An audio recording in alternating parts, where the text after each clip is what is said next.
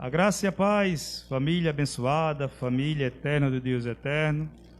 Você que irá acompanhar a nossa mensagem pela fanpage Jesus Reina, meu forte abraço a você aqui nordestino, pernambucano, que tem seguido a nossa página, e todos os amados irmãos do sul do país que acompanham a nossa página, que interagem conosco, nesse divulgar do Evangelho eterno, no proclamar o Evangelho aos filhos que estão aprisionados ao sofisma religioso. Então, meu forte abraço a você, que tem contribuído para que os filhos de Deus se libertem das algemas que foram postos há mais de 2000 anos atrás pelo sistema. Então, meu forte abraço a você, meu querido, para a glória de Deus. E melhor noite a todos os abençoados de Deus. Que você possa acompanhar comigo a leitura nessa noite no livro de João. No livro de João, capítulo 12. Jesus convida 12 para o seu ministério. E um dentro do ministério era corrupto.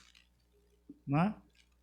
Um dos integrantes do ministério de Jesus, corrupto.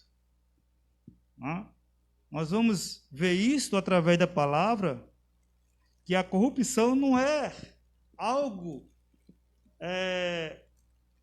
de hoje. A corrupção é de longos tempos, meu amado. Desde que o primeiro homem, Deus colocou na terra, que ele desobedeceu à ordem expressa de Deus, sempre manifestou-se a corrupção na sociedade ou no gênero humano. Né? E isso deixa bem claro no ministério de Jesus. João capítulo 12, versículo 1 em diante. E o título que eu dei a esta mensagem é Judas, o corrupto do ministério de Jesus. Judas, o corrupto do ministério de Jesus.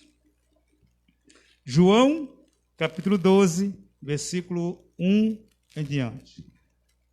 Está escrito, João narra este episódio.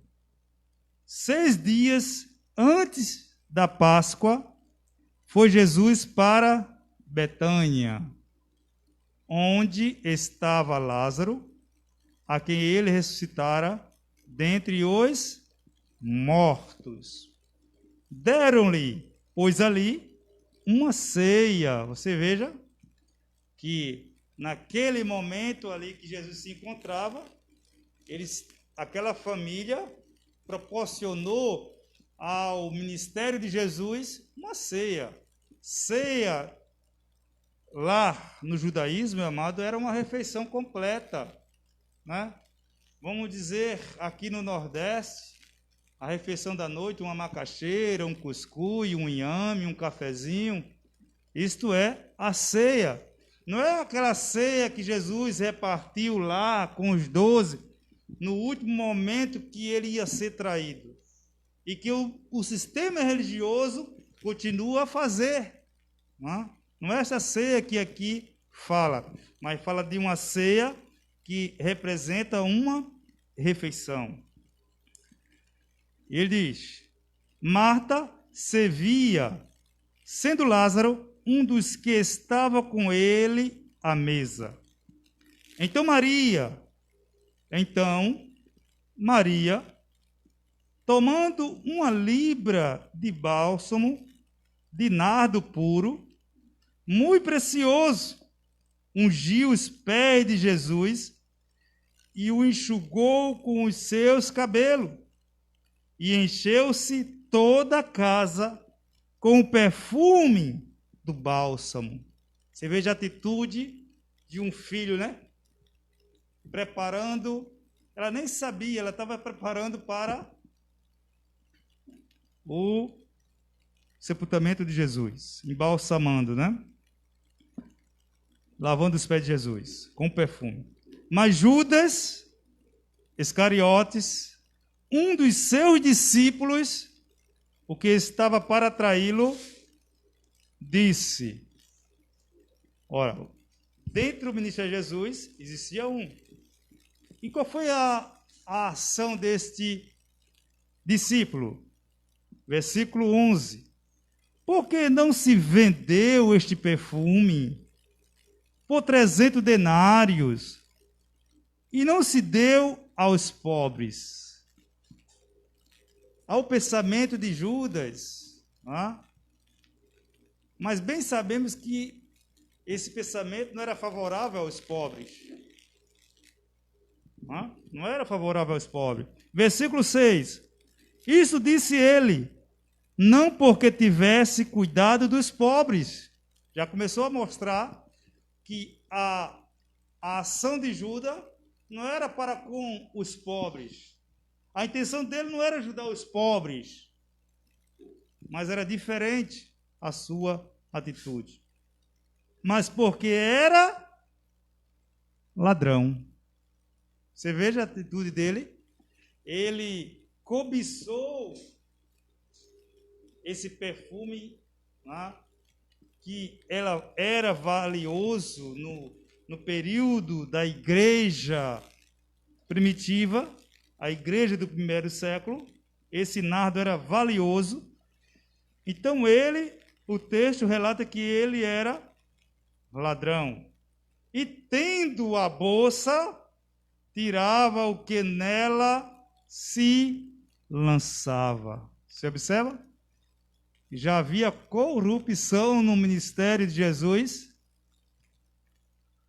Jesus, entretanto, disse, deixa que ela guarde isto para o dia em que me embalsamarem, porque os pobres sempre os tendes convosco, mas a mim nem sempre me tendes. Então, amados, abençoados, filhos queridos, louvo ao Senhor por Ele ter iluminado a nossa mente, aberto o nosso entendimento, para compreendermos a sua palavra, para entendermos que não só no ministério de Jesus, não só no seu ministério, havia corrupção, como está cheio nos dias atuais. Está cheio, meu amado, nos dias atuais. A corrupção impera no mundo religioso. Fala-se muito no mundo político que a corrupção é escancarada abertamente. Mas o mundo religioso, as empresas com o título de denominações, porque são empresas, são organizações que aprisionam os filhos de Deus, para que alguns nesta cúpula sejam beneficiados. Alguns deste ministério enriquecem com o trabalho árduo de muitos filhos de Deus. Usam texto contido na Bíblia para aprisionar os filhos a seus ditames religiosos, aos seus costumes, às suas tradições. Nós sabemos, queridos, que a Bíblia, na verdade, é um livro que narra a história do povo judeu, que a Bíblia, na verdade, se tornou para nós hoje um livro histórico. E que, por essa história que lemos, entendemos os benefícios que Deus, através daquela nação, tem manifestado nas nossas vidas nos dias atuais. Não porque sacrificamos, não porque levamos animais para o altar, porque tudo isso era costumes e tradições impostas pela lei. A lei de Moisés fazia com que os filhos de Deus subisse a Jerusalém anualmente, levava o seu dízimo e levava a sua oferta. Mas só que, meu amado, que nos dias atuais, aquilo que era para a manutenção dos filhos de Deus, quando se reunia, quando iam de viagem, que chegava à cidade de Jerusalém, tornou-se hoje, meu amado, motivo de comercialização. A Bíblia é um livro que tem mercadejado, tem comercializado os filhos de Deus. Então, queridos, me desculpa a expressão dura. Assim como os apóstolos falaram, eu vou usar a mesma expressão. Os cães gulosos, os mercenários, os mercadores da palavra atuais, têm o mesmo espírito de Judas. Tem o mesmo espírito do Judas histórico. Os Judas discípulos. Observe, queridos, amados, abençoados, o propósito dele era convencer o colegiado, os demais, a vender o bálsamo. Para quê? Para dar aos pobres. Negativo. Não era para dar aos pobres, mas para um fim proveitoso de Judas. Para um fim proveitoso de Judas. Ele fingia, querido, ter cuidado com os pobres. O seu propósito tão somente era o dinheiro.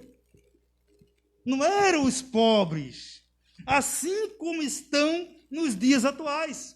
Você veja que os locais estão lotados, mas não há uma preocupação de saber as necessidades dos filhos de Deus. A preocupação é em trazer as pessoas para dentro, porque lá dentro eu posso manipulá-la. Eu posso fazer com que elas façam aquilo que muitas das vezes está escrito na palavra, mas que não é para os dias atuais. Há vários textos que falam de oferta, de dízimos, mas que não tem nada a ver, querido, para os dias atuais. Então, nós nos reunimos como filhos amados. Se você está num lugar que é alugado, meu querido, eu não vou aqui oprimir você para tirar do teu filho o leite dele. Jamais. Jamais eu faço isso. Você veja que há pessoas que fazem teologia ou teologia para aproveitarem a oportunidade de receber uma ordenança de um ministério ou criar um ministério para se dizerem pastor ou receber o título de pastor para aprisionar os filhos de Deus ou tirar proveito dos filhos de Deus. Por quê? Porque não se habilitaram no mundo secular, desenvolver o talento que Deus deu a ele. Seja na área secular, tem vários talentos, medicina, advocacia, professor, tem vários talentos. Mas só que ele, por não desenvolver esse talento e achar mais fácil o caminho da teologia, de abrir um local, colocar o nome de uma denominação, e se tornou fácil. Então, o mesmo espírito de Judas está nessas pessoas. Não cuida dos pobres, cuida de si próprio. Só pensam em si. Tira dos pobres. Você veja que o evangelho é para levar para fora, mas o evangelho anunciado é para trazer para dentro. Porque aqui eu posso manipular. Aqui eu posso agir de uma forma onde os filhos de Deus fiquem submissos àquela liderança. Querido, sempre tive em minha mente que o ministério de pastor foi para o ministério da edificação da igreja. Quando Paulo fala de apóstolo, mestre, foi para aquele período. Por isso que João e Zacarias falam, eu não me recordo no momento aqui o texto, se vocês se recordaram, você pode passar para mim, que Zacarias e João diz que haveria um só pastor. Nós somos filhos, amados. O pastor que apacenta é Jesus. Jesus é o nosso pastor, é o único pastor. Ele é que nos apacenta, ele é que cuida de cada um de nós. Ele é que faz com que dia por dia sejamos abençoados, prósperos naquilo que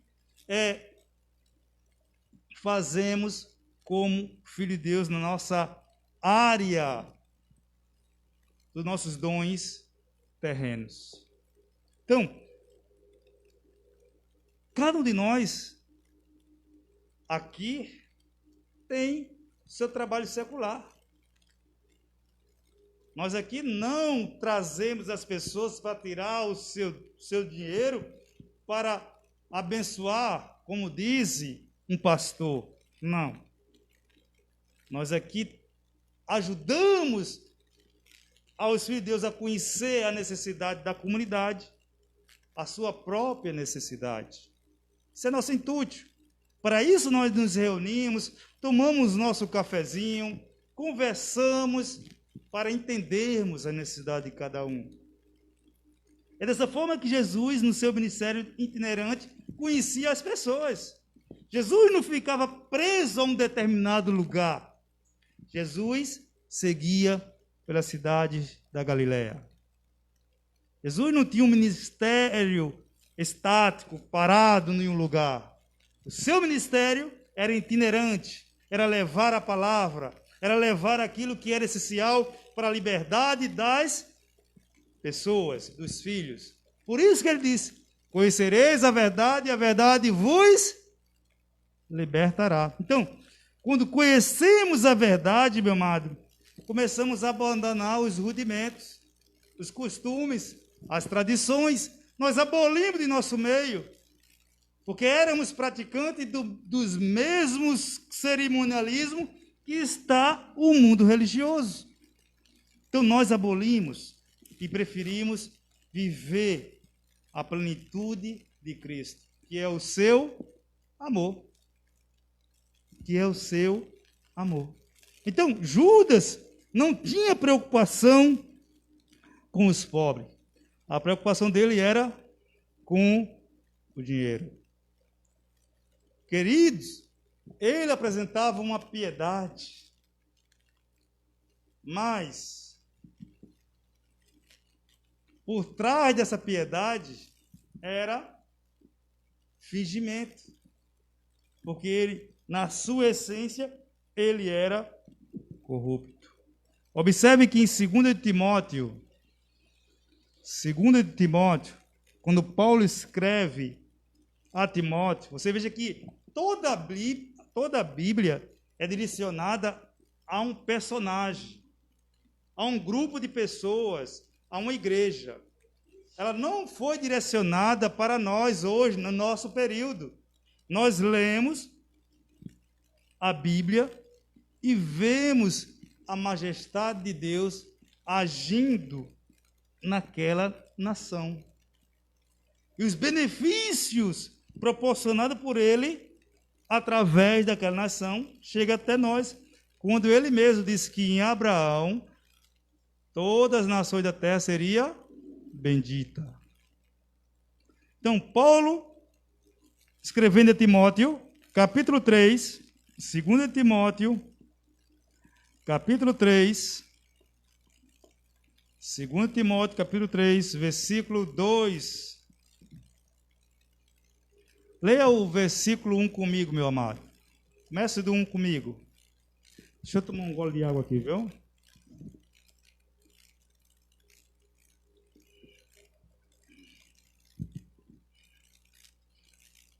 Segundo Timóteo, capítulo 3, versículo 1 em diante. Ele diz: Sabe, porém, isto, nos últimos dias, não é os últimos dias nossos, viu, meu amado?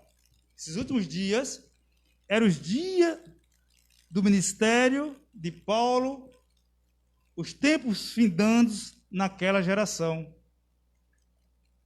Mas não é mais 2020 anos que isso é os últimos dias.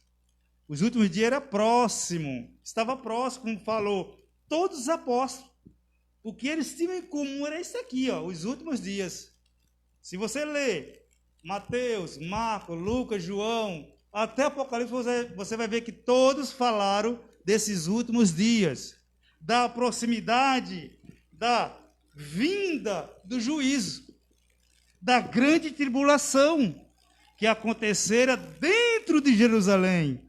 A grande tribulação não vai acontecer fora de Jerusalém, já aconteceu dentro de Jerusalém.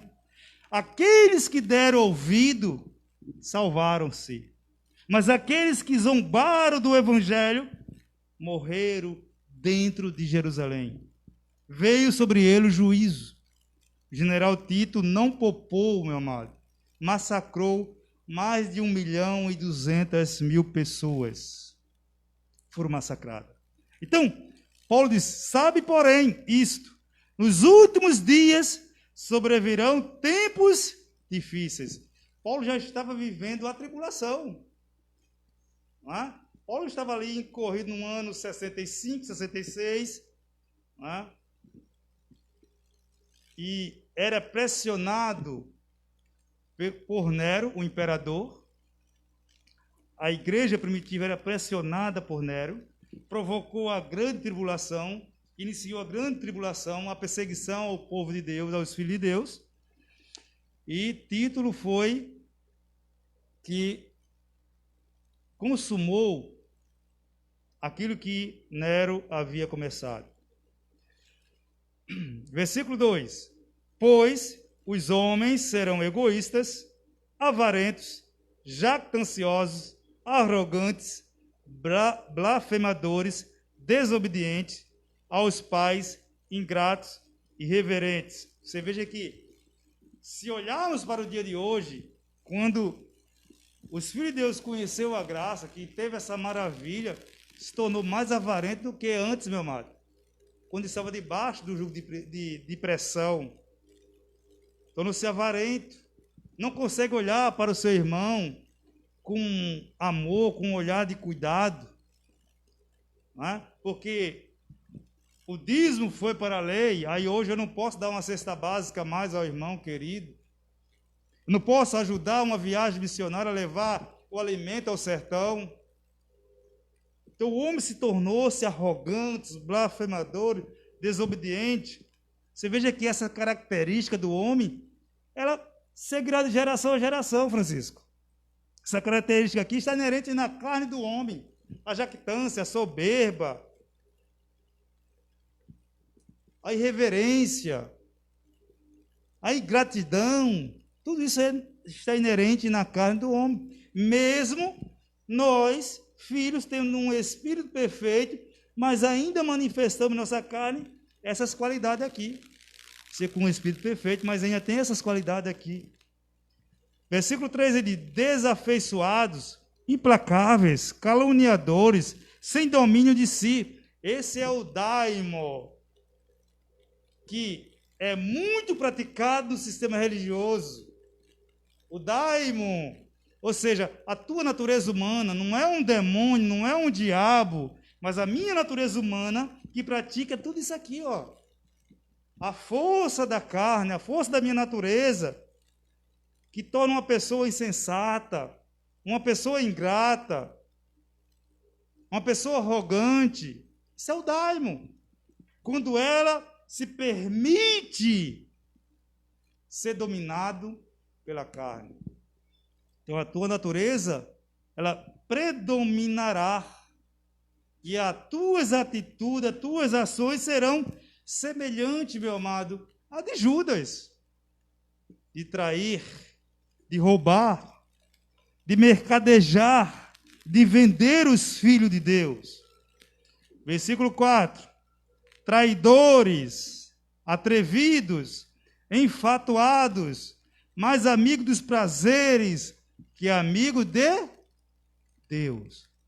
Quer dizer que essas pessoas são mais amigas dos prazeres do que amigo de Deus. Versículo 5. Tendo forma de piedade, negando-lhe, entretanto, o poder. Qual foi a orientação do apóstolo? Naquele período, onde ele transmitia a palavra em graça aos seus ouvintes. Qual foi a orientação de Paulo? Foge, sai, corre, te distancia. Mas o homem gosta da bajulação, meu amado. O homem gosta de títulos. Observe que nesse lugar as pessoas amam o título do que a palavra. Prefere mais os títulos de pompas do que a palavra. Você veja, tendo forma de piedade, sonega imposto, maltrata a esposa, maltrata os filhos, mas nesses lugares apresentam-se como santos, piedosos, bondosos. Só aparência. Paulo diz: foge. Foge também destes. Te distancia, te separa. Porque se, meu amado, amaste a palavra, não amava as honrarias que é dadas, que são os títulos religiosos criados pelo sistema teológico. Versículo 6. Pois entre estes se encontra os que penetram sorrateiramente nas casas. Você veja onde se reúne, onde eles se reuniam. Paulo não tinha um galpão como esse para se reunir. Paulo se reunia nas casas, assim como Jesus se reunia nas casas, no monte. Pois entre estes se encontram os que penetram sorrateiramente nas casas e conseguem cativar a mulherinha sobrecarregada de pecados. Aqui, meu amado, Paulo mostrando que o pecado está onde? Não está mais no espírito, mas na carne. Eles carregavam isso.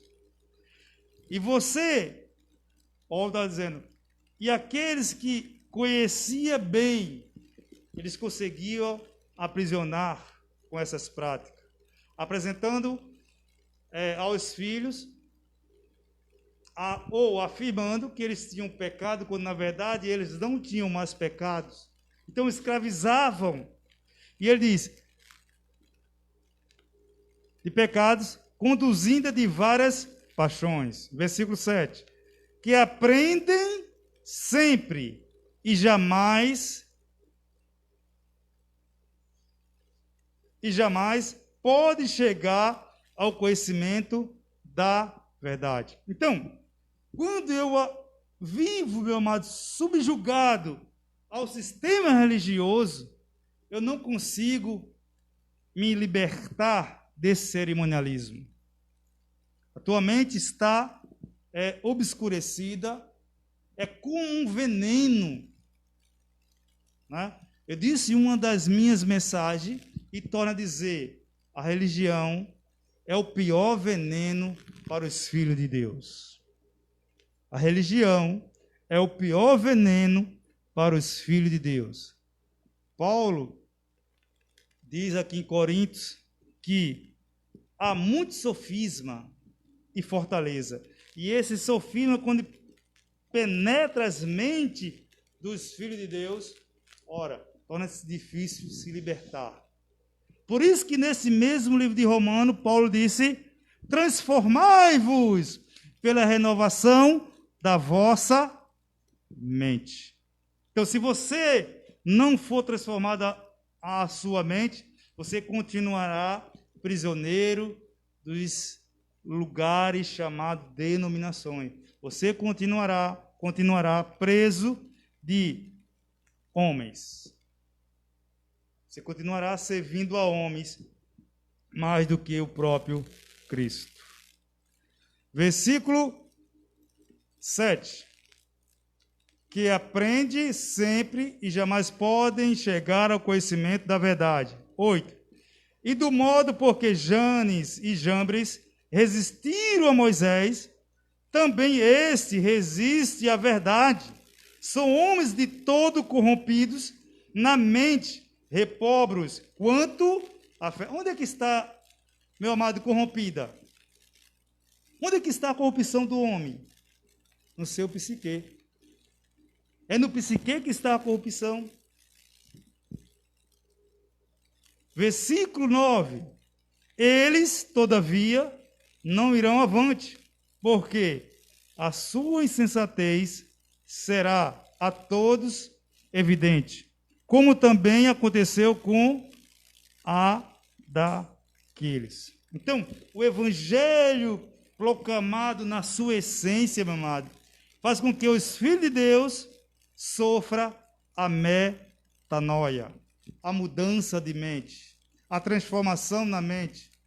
Ele sai da prisão, do casulo que se encontra e passa a viver a plenitude da liberdade de Cristo. Digo, não para a libertinagem, mas para uma vida de agiasmo, de devotamento, de coisa saudável no espírito. Quando você está encasulado, você vive na prática das obras da carne, tentando, meu amado, agradar ao Pai através do seu sacrifício, quando na verdade não conseguimos agradar ao Pai através do nosso sacrifício. O sacrifício que agrada a Deus é você abrir os seus lábios e exaltá-lo, glorificá-lo. Agora, o sacrifício que faz com que eu e você, meu amado, expresse atributos de Deus é conhecimento, sabedoria, amor, generosidade, piedade. São atributos de Deus que está inerente em nossas vidas, que devemos manifestar, principalmente o amor. Esse atributo é inegável, é inerrante de que Deus está em você e leva você a manifestar o amor de Deus.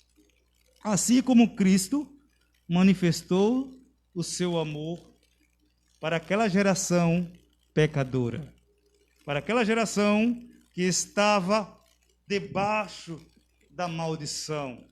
Você não está debaixo de maldição, você está debaixo do amor divino de Deus. Aquela geração estava debaixo da maldição, porque se encontrava debaixo do lamaçal, debaixo do pecado, até Jesus ir à cruz.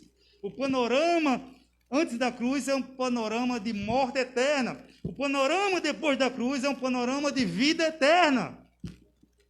Não há mais condenação para os filhos de Deus. Você está livre. Você está livre, meu amado. Não há condenação para você. Você não é salvo por obras meritórias. Você não é salvo por praticar alguma coisa para Deus. Você é salvo porque Cristo foi à cruz e salvou quem estava debaixo do pecado. Você nunca foi contaminado pelo pecado, porque teu espírito esteve sempre com ele no paraíso. Até a cruz, os filhos, quando recebiam esse corpo, participavam do pecado. Depois da cruz, nós, filhos, não nascemos com pecado, mas somos ensinados que somos pecadores, que carregamos o pecado, a hereditariedade de nossos pais. Então, Jesus falhou, Jesus mentiu quando disse que destruiu o pecado. Jesus carregou no madeiro os nossos pecados, as nossas dores, as nossas ofensas. Queridos, então, meu amado, observe que não há diferença do Judas histórico, do Judas discípulo, para o sistema religioso hoje. Não há diferença. Aprisionam, castigam, subjugam os filhos de Deus. Se não fizer isso, não recebe bênção. Se fizer isso, pode ser afastado do ministério. Quantos filhos de Deus sofrem, meu querido, quando está servindo naquele ministério e de repente é afastado daquele ministério? Por quê? Alguns, meu amado, têm um talento, um dom inefável de se comunicar, um talento maravilhoso de liderar. E, o líder perceber que você tem talentos melhores que o dele, você vai ser o quê? Retirado das suas funções. E isso machuca, isso sofre, faz com que os filhos de Deus sofram. Então, esse mesmo espírito de Judas se encontra hoje estabelecido dentro da maioria do sistema religioso. Queridos, santos de Deus, eles têm a forma de piedade para se completarem, para se tornarem ricos, abundantes. Você veja, falam tantos que Jesus vai voltar. É mensagem que a gente vive o ano todo. Por que você vive comprando fazenda? Por que você vive comprando apartamento na praia? Se Jesus vai voltar, para que você está tirando o ofertório de milhões e depositando numa poupança para você e não distribui para os mais carentes da sua comunidade? Por quê? É uma incoerência muito grande, meu querido. Essas pessoas querem ter patrimônio. Observe, os líderes desses ministérios enormes, quais são os patrimônios deles? E se estão preocupados em ajudar os mais carentes, os mais necessitados, se estão preocupados em saber se algum dos seus filhinhos que estão ali está necessitado de uma cesta básica? Negativo. Não se preocupa com isso, meu irmão. Mas se preocupam em locupletassem, em tornassem rico. Banqueteiam-se na custa, desculpa a expressão, na custa dos filhos de Deus. É o que acontece. Banqueteia-se. Tira o proveito dos filhos de Deus.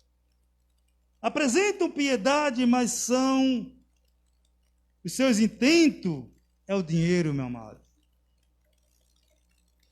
São egoístas, são avarentos, são jactanciosos, são arrogantes, são blasfemadores. Observe que Paulo fala em Filipenses.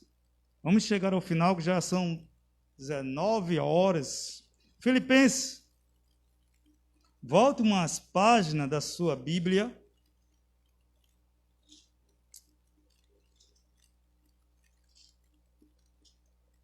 Você veja que Judas, seu propósito era ajudar os pobres. O benefício dele era ajudar os pobres, em suas palavras. Mas o intento do seu coração era o quê? O dinheiro. Não era ajudar os pobres. Falava bonito, falou bonito, naquele momento que estava ali com os discípulos de Jesus. Por que não se deu dinheiro? Por que não se vendeu esse nado e doar aos pobres? Jesus disse para ele, olha, os pobres estarão sempre com vocês. Ajude-o, socorra. Mas esse momento é para o meu fúnebre. Era uma preparação para o fúnebre de Jesus. Filipenses capítulo 2. Filipenses está depois da carta de Paulo aos Efésios. Você vai encontrar Efésios, Filipenses. Você vai passar por Romanos, 1 Coríntios, 2 Coríntios, Gálatas, Efésios, Filipenses. Capítulo 2, versículo 21. Paulo disse a esta igreja, aquela igreja da sua geração: pois todos eles buscam o que é seu próprio, não o que é de Cristo Jesus. Quer dizer que Paulo estava num ministério e ele via a corrupção dos sacerdotes. Paulo percebia a corrupção dentro do sacerdócio ali levítico. Eles buscavam os seus próprios interesses, negligenciavam o mandamento de Deus, o qual o Senhor deixou bem claro que é amar a Deus sobre todas as coisas e o próximo como a si mesmo. Todos os mandamentos, meu querido, se resumem nesses dois. Mas querem colocar carga, fardo sobre os filhos de Deus. Os dois mandamentos que resumem toda a Bíblia é esses dois. Amar a Deus sobre todas as coisas e o próximo como a si mesmo. A reunião é para isso. Para trabalhar isso no coração, na mente. Quando eu falo coração, quando a Bíblia fala coração, está falando da mente. Trabalhar a mente dos filhos de Deus para olhar com amor para o seu irmão. Só isso. Não é para praticar obras sacrificiais da carne. Então Paulo estava dizendo a ele, olha, eles buscam o que é seu próprio. Queridos, esses indivíduos não têm interesse pelas coisas espirituais, mas o seu interesse está nas coisas materiais. Para ele o interessante é tirar proveito dos filhos para se locupletar, como eu já falei. Subjugam os filhos de Deus a práticas incansáveis do judaísmo, porque prática que nós vemos dentro do sistema religioso são práticas judaizantes. Não são práticas, meu amado, onde Cristo levava as pessoas a praticar. Cristo levou as pessoas a praticar o amor, a visualizar o amor. Então as pessoas olham para a cadeira de Moisés e querem estar ali sentado em primeiro lugar. Querem regalia, querem se banquetear-se. E não foi isso que Jesus ensinou. Jesus ensinou, ama o próximo. Distribui a tua renda, ajuda o próximo. Ajuda o carente, ao necessitado. Você veja que quando descia-se de Jerusalém e ia passando ali, tinha um jovem foi salteado, passaram por esse local, 3 indivíduos, né? E que foi que se compadeceu do indivíduo que estava salteado? Não foi o religioso, foi um samaritano. Vamos finalizar nessa noite. Poderia dar continuidade aqui, sair daqui 9 horas, mas vamos finalizar. Romanos capítulo 1,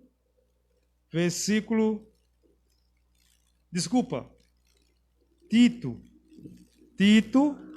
capítulo 1, versículo 15 e 16.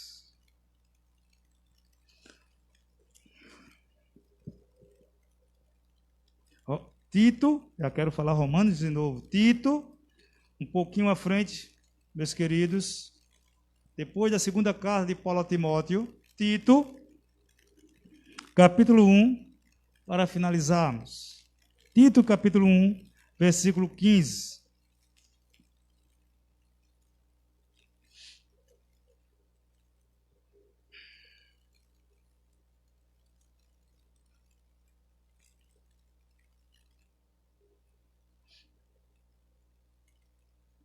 Veja que no 15, todas as coisas são puras para os puros. Quer dizer que todas as coisas são puras para os puros. Todavia, para os impuros e descrente, nada é puro, porque tanto a mente como a consciência deles estão corrompida. O que é que está corrompido? A mente. Então, o que está corrompido no homem, no sistema religioso, é a mente, meu amado. E faz com que os filhos de Deus vivam uma vida corrompida, anulando o sacrifício de Jesus, querendo que Jesus volte novamente para ser crucificado na cruz. Versículo 16. No tocante a Deus, professa conhecê-lo, entretanto, o negam por suas obras. É por isso que são abomináveis, desobedientes e reprovados para toda boa obra. Paulo disse, no tocante a Deus, professa conhecê-lo. Professa muito amor, mas, entretanto, nega por suas obras. É por isso que são abomináveis. Você veja Paulo falando com pessoas que se encontravam muitas vezes juntos com os demais. Paulo estava falando numa reunião. Aqui era uma reunião que Paulo estava. Paulo escrevendo a sua carta ao pastor jovem Tito, e ele disse, negam por suas obras. Então, meu amado, as obras são visíveis e é preciso você identificá-lo. Se aquelas obras apresentam a glória de Deus ou apresentam a glória do homem. Se aquelas obras apresentam a glória de Deus, exalte, glorifique, magnifique a sua grandeza, o seu poder. É por isso que são abomináveis, desobedientes e reprovados para toda boa obra. Então, queridos, santos, os Judas atuais professam conhecer Deus, mas suas obras negam pelas suas práticas. São reprovadas. Então, que nós possamos, meu amado, nos descontaminarmos desse conceito religioso de que para ser salvo temos que praticar obras sacrificiais. Nós temos que descontaminarmos a nossa mente. Descontamine-se a tua mente, para que você veja a grandeza e a majestade de Deus e desfrute do reino eterno que já está estabelecido. Você não vai estar no reino eterno nos céus. Você já está dentro do reino eterno. O próprio Jesus disse que a Jerusalém celestial, ela desceu, meu amado. E está onde hoje? Em cada um de nós. A Jerusalém celestial desceu e está em cada um de nós. A supremacia, a bondade, o amor do nosso Pai reside em nós. Você não vai herdar o reino eterno. Você está dentro do reino eterno. Você é participante, meu amado, do reino eterno. Para isso, Jesus veio há mais de 2000 anos atrás, para destruir tudo aquilo que era pernicioso e fazer com que os seus filhos entrassem ao reino.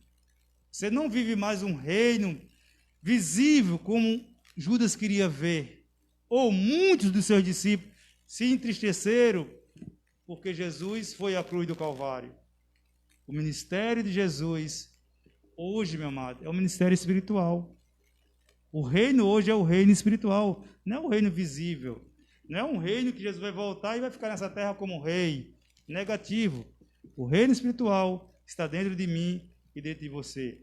Lucas falou isso. Lucas foi incumbido de falar isso também no seu ministério terreno. Então, descontamine-se para a glória do Deus eterno. Abba, Pai, uma excelente noite para você, meu querido, minha querida irmã, que acompanhou a nossa live, que deixou, estar entrando em sua casa. Tenha uma excelente semana. E os nossos queridos irmãos que estão aqui, uma excelente semana para todos. Uma semana agraciada para a glória de Deus. Melhor noite, família abençoada.